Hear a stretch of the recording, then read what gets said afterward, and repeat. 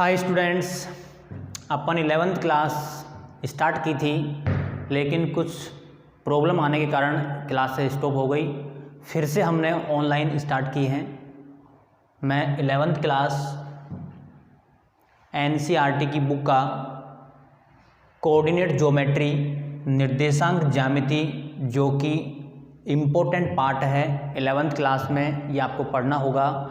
इसके ऊपर based 12th class college में भी ये टॉपिक यूज़ में होता है। तो बेटा निर्देशांक ज्यामिति जो कि आपने 10th क्लास में पढ़ी थी, उसी पे आधारित थोड़ा सा और विस्तार किया गया है। यह टॉपिक 11th क्लास में 21 मार्क्स का है। कितने मार्क्स का है? 21 मार्क्स का, यानी कि 21 नंबर का कोऑर्डिनेट ज्योमेट्री है। इसके 3 चैप्टर हैं आपकी बुक में, वो 3 चैप्टर आपको पढ़ने हैं। वो तीनों चैप्टरों को मिला के कोऑर्डिनेट ज्योमेट्री बताया गया है। तो हम सबसे पहले बात करते हैं बिल्कुल सिंपल टॉपिक जहां से कोऑर्डिनेट ज्योमेट्री स्टार्ट होती है, यानी कि वो चैप्टर आपका 11 चैप्टर है स्ट्रेट लाइन के नाम से। कौन सा चैप्टर बेटा? सरल रेखा। 11th चैप्टर स्ट्रेट लाइन, सरल रेखा। इसके ऊपर अपन पहले बेसिक पढ़ते हैं। जब आपको बेसिक क्लियर हो जाएगा तो आपको फिर बुक के क्वेश्चन सोल्व करने में प्रॉब्लम नहीं आएगी। तो आइए बेटा शुरुआत करते हैं स्ट्रेट लाइन के बारे में। सरल रेखा आपने जो फॉर्म देखी है 10th क्लास में, 2x + 3y = 4, यह एक स्ट्रेट लाइन का समीकरण है, सरल रेखा का समीकरण है। हम बात करते हैं एक x अक्ष और y अक्ष, ये ओरिजिन पॉइंट हो गया, मूल बिंदु हो गया। इस x अक्ष और y अक्ष को यह सरल रेखा कहाँ से प्रतिच्छेद करती है? मैं पहले केवल आपको नॉर्मल जानकारी दे रहा हूँ कि एक रेखा का आप कैसे पता लगाएंगे कि ये रेखा कहाँ से पासिंग करेगी, कहाँ से गुजरेगी, इन अक्षों को कहाँ पर काटेगी। मतलब एक ही है, 2x + 3y = मैं यहाँ पे 6 लिख देता हूँ, ठीक है। 2x + 3y = 6, यह एक हमारे पास में सरल रेखा का समीकरण है। तो सबसे पहले बेटा हम पुट करते हैं x = 0। हम x की जगह 0 रखेंगे। वी गेट हमको क्या मिलेगा? वी गेट हमको प्राप्त होगा, देखना, 0 + 3y = 6 एम्प्लाइज y = 3 डिवाइड में चला जाएगा, हमारे पास y की वैल्यू 2 आ गई। सो पॉइंट आ गया आपके पास में 0,2, एक पॉइंट आ गया 0,2। अगेन हम फिर से पुट करेंगे अब की बार y का मान 0। फिर वी गेट हमको क्या मिलेगा बेटा?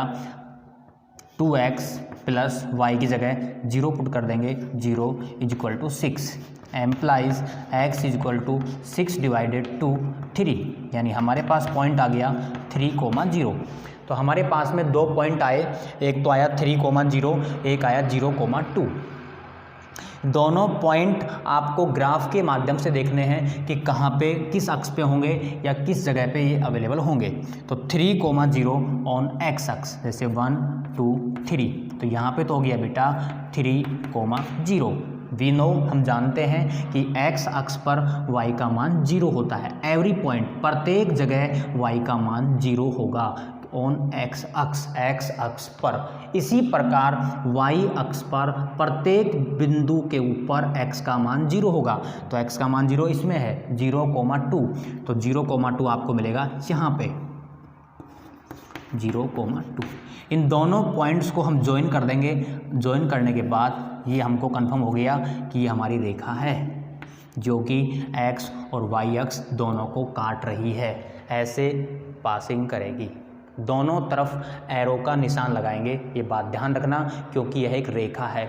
कई स्टूडेंट क्या करते हैं, केवल ये एरो नहीं लगाते और ऐसे स्टॉप कर देते हैं। नो, यह एक रेखाखंड हो गया। रेखाखंड क्या होता है? देखो बेटा, ये आपको नॉलेज में होना चाहिए। 10th की बात बच्चों को पता नहीं होता कि रेखाखंड है, रेखा क्या है। रेखाखंड के दोनों बिंदु एंडिंग पॉइंट होते हैं उनको आगे नहीं बढ़ाया जा सकता, जबकि रेखा अनंत तक दोनों साइड से बढ़ाई जा सकती है। दोनों तरफ एरो का निशान होता है। यह एक लाइन है, रेखा है, यह एक रेखा खंड है। ठीक है, तो ध्यान रखें, ये एरो लगाएं। अब अपन आगे चलते हैं। अब रेखा के प्रकार आएंगे कि रेखा कितने प्रकार की होती है। सबसे सिंपल रेखा मैंने आपको बताई कि एक रेखा का समीकरण है। अब और देखो बेटा, मैं आपसे कहूँ जैसे ग्राफ की बात करें, अपन ध्यान से सीखना इस टॉपिक को। 12th क्लास में भी कई क्वेश्चन आते हैं ऐसे। ये ओरिजिन पॉइंट हो गया, हम काउंटिंग डाल देते हैं यहाँ पे 1, यहाँ पे 2, 3, 4, 5, -1, -2, -3, -4। यहाँ पे आ गया 1, 2, 3, 4, -1, -2, -3, -4। ये हमने राइट किया। आप जानते हैं x हो गया, y हो गया, x डैश हो गया और y डैश हो गया। हम आपको बताना चाहेंगे x = 1, x = 4, x = -1, y = 2, y = -4। ये कैसे ड्रॉ की जाएंगी, इनको कैसे खींचा जाएगा? तो बेटा बात करते हैं x = 1, तो हमको x अक्ष पे जाना है। x अक्ष पे जाने के बाद प्लस का 1 देखना है कि x अक्ष पर प्लस का 1 किधर है। ये 1 है, और स्केल से बिल्कुल सीधी लाइन अक्षों के समांतर लाइन खींच देंगे तो यह रेखा हो गई x = 1 की। बताओ ये रेखा किसकी हो गई? x = 1 की हो गई। इसी प्रकार x = 4 की रेखा ड्रॉ करनी है तो x अक्ष के ऊपर जाके ऑन x अक्ष +4, प्लस का 4 कहाँ पे है? ये देखो प्लस का 4 है। यहाँ पे स्केल से बिल्कुल समांतर लाइन, किसके समांतर? अक्ष के समांतर, y अक्ष के समांतर। ऐसे टेढ़ी लाइन मत खींच देना। कैसे खींचोगे बेटा? अक्ष के बिल्कुल समांतर आनी चाहिए। याद रखना, x अक्ष की जो खींची जाती है वो y अक्ष के समांतर होती है, और दोनों तरफ एरो का निशान लगा देंगे। यह रेखा है x = 4 की। वेरी सिंपल हो गया। मैं माइनस की बात करूं तो आप x अक्ष के माइनस वाले भाग की तरफ x = जो भी आएगा कि -1 आए, -4 आए, -5 आए, आप ड्रॉ कर सकते हैं। तो हमारे पास x = -1 की लाइन बताना चाहेंगे आपको, तो ये आ गई बेटा x = -1 की लाइन। किसकी है ये? x = -1। x को -1 पे कट कर रही है, x अक्ष को काटती हुई जाएगी, वो x इक्वल होंगी, या ऐसे बोल दो y अक्ष के समांतर होती हैं, वो x इक्वल होती हैं। ठीक है, तो ये हमने x के बारे में आपको बताई। अब बात करते हैं y वाली। y = 2, तो y अक्ष पे जाएंगे और 2 प्लस का देखेंगे कहाँ पे होगा। देखो बेटा ये y अक्ष है, y अक्ष के ऊपर प्लस का 2 यहाँ पे है, तो यहाँ पे हम x अक्ष के समांतर, जो हमारे पास में x अक्ष है ना, उस x अक्ष के समांतर लाइन स्केल की सहायता से ड्रॉ कर देंगे, खींच देंगे। तो ये हमने लाइन ड्रॉ कर दी। ये लाइन है बेटा y = 2 की, क्योंकि y अक्ष को 2 पर काट रही है। मैं कहूँ y = 3 तो ये 3 से पासिंग करेगी। मैं कहूँ y = 5 तो 5 से पासिंग करेगी। मैं कहूँ y = माइनस तो माइनस का y हमेशा नीचे होगा, मूल बिंदु से नीचे। यहाँ पे -1, -2, -3, -4 यहाँ ड्रॉ करेंगे। जैसे y = -4 आ गया तो y अक्ष को -4 देखो आप यहाँ पे है, तो हम ऐसे -4 से पासिंग करती हुई लाइन ड्रॉ कर देंगे x अक्ष के समांतर। तो ये हो गई y = -4। ऐसे हम y = -3 की, -2 की, -1 की, तो ऐसे ड्रॉ करने से हमारे पास ग्राफ पेपर का निर्माण हो जाएगा। जो ग्राफ पेपर आपने देखा है ना, वो बनते हैं, उसमें ऐसे बॉक्स आ जाएंगे बेटा। देखो ऐसे ये सब आएंगे, लाइन आ गई, ये आ गई लाइन, ऐसे लाइन आ गई, बहुत सारी लाइन आ गई इसमें।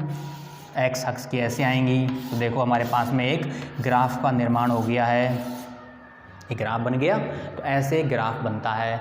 तो अब ध्यान रखना, x इक्वल टू प्लस की, x इक्वल टू माइनस की, y इक्वल टू प्लस की, y इक्वल टू माइनस की लाइन ड्रॉ करनी हो तो आप इस प्रकार से ड्रॉ कर सकते हैं। बात क्लियर हो गई ना बेटा? ये मैंने आपको एग्जाम्पल दिए हैं। और किसी लाइन का पता लगाना हो कि ये लाइन इस ग्राफ में कैसे पासिंग करेगी, ये भी आप देख सकते हैं कि सबसे पहले हमको x का मान 0 रखना होगा। तो x का मान हम 0 रख देंगे तो हमारे को y की वैल्यू प्राप्त होगी, ऐसे हमको एक पॉइंट प्राप्त होगा।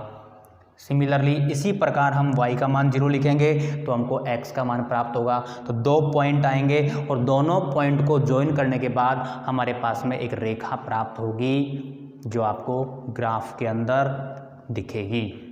ठीक है, अब इससे थोड़ा सा आगे चलते हैं बेटा।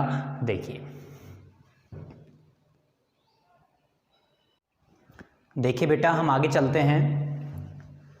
रेखा का ढाल कैसे निकालते हैं, क्या होता है रेखा का ढाल? स्लोप ऑफ लाइन, रेखा का ढाल, स्लोप ऑफ लाइन। इसके ऊपर भी बहुत सारे क्वेश्चंस हैं आपकी बुक में कि ढाल क्या होता है। देखो बेटा, ढाल की डेफिनेशन बता रहा हूँ आपको मैं कि हमारे पास में ये जो एक्सेस होते हैं, कोऑर्डिनेट एक्सेस होते हैं, जब कोई लाइन एक्स अक्ष की धनात्मक दिशा के साथ में जितना कोण बनाती है वह उस रेखा का ढाल कहलाता है। जैसे कोई लाइन पासिंग की, ये लाइन पासिंग की इसमें, तो ये एक्स अक्ष हो गया। एक्स अक्ष के साथ धनात्मक दिशा में, यानी कि ये वाला कोण, धनात्मक दिशा में जो कोण बनता है वह रेखा का ढाल कहलाता है। तो रेखा के ढाल को हम किस किस से डिनोट करते हैं वो हम आपको बताएंगे। देखो बेटा, रेखा के ढाल को m से भी डिनोट करते हैं। ठीक है, m से भी करते हैं, इसको tan थीटा से भी डिनोट करते हैं और इसको dy बाई dx से भी डिनोट करते हैं। ये m, ये कब काम में आएगा, ये कब काम आएगा, ये कब काम आएगा, ये हम आपको डिटेल से बता रहे हैं।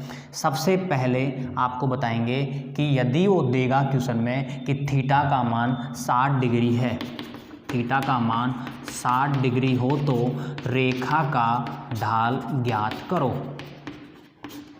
यदि आपको थीटा का मान देगा तो आप क्या करेंगे, m equal to tan theta, और थीटा का मान आपके पास है 60 डिग्री और tan 60 का मान होता है √3। तो ये हमारे पास में रेखा का ढाल आ गया। ये हमने आपको एक एग्जाम्पल बताया है कि ऐसे रेखा का ढाल ज्ञात करते हैं। तो आपको थीटा का मान कभी 30 डिग्री देगा, कभी यहाँ 120 देगा, कभी 135 देगा।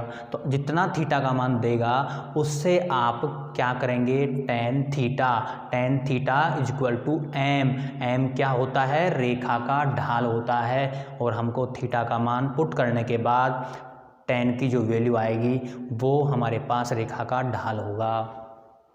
यानी कि रेखा ढाल क्या होता है, x अक्ष के साथ धनात्मक दिशा में बनाया गया कोण उस रेखा का ढाल कहलाता है।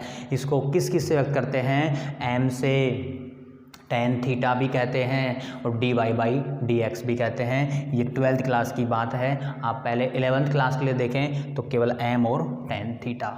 यदि थीटा नहीं दे और फिर आपको बिंदु दे दे तो कैसे ढाल ज्ञात करेंगे, या कोई रेखा दे दे कि साहब इस रेखा का ढाल बताओ, तो हम आपको डिफरेंट क्वेश्चन बता रहे हैं, आप समझने का प्रयास करें।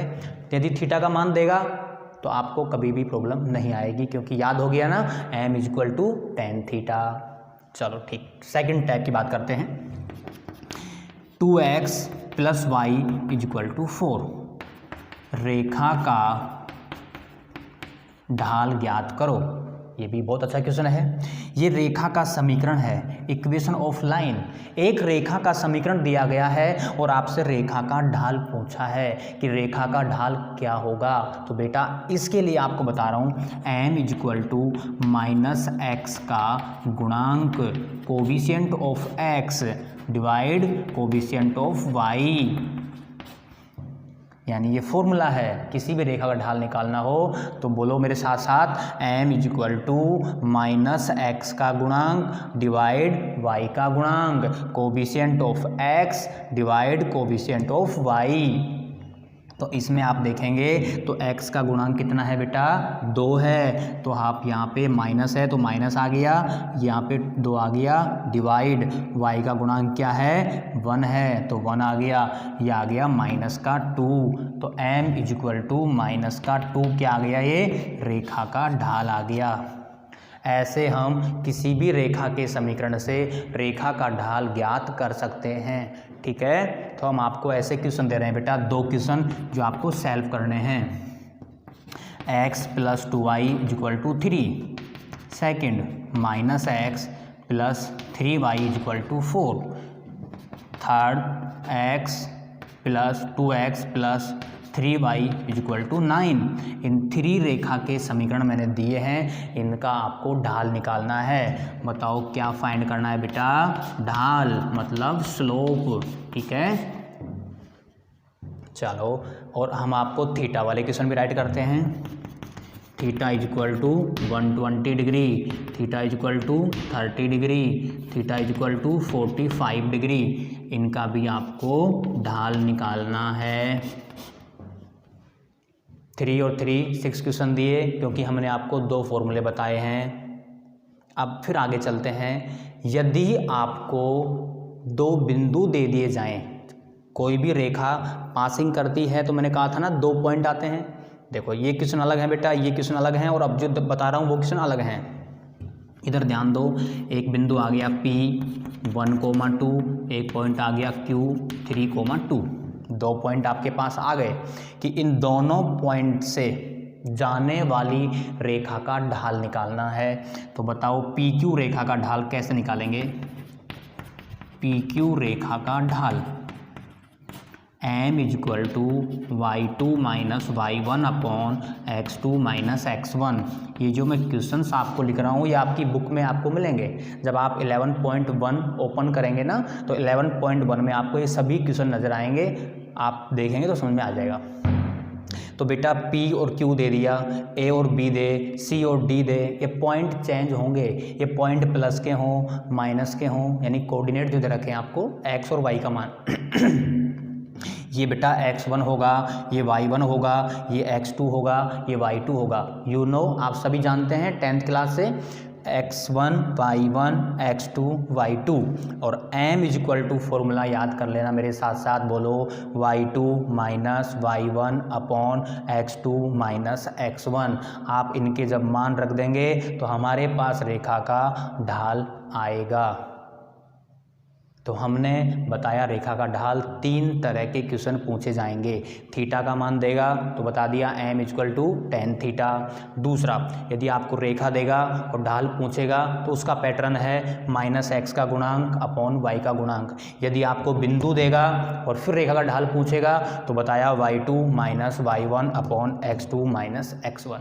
ठीक है, जितना मैंने इस वीडियो में आपको बताया, इस वीडियो को आप अच्छे से समझें, रिपीट करें और फिर बुक में देखें कि जो क्वेश्चंस दे रखे हैं वो इसी टाइप के हैं या नहीं हैं। आप कितने क्वेश्चन सोल्व कर पाते हैं ये आपको बेटा बुक से देखना है। ठीक है, फिर मिलते हैं हम आपसे नेक्स्ट वीडियो में। Bye bye.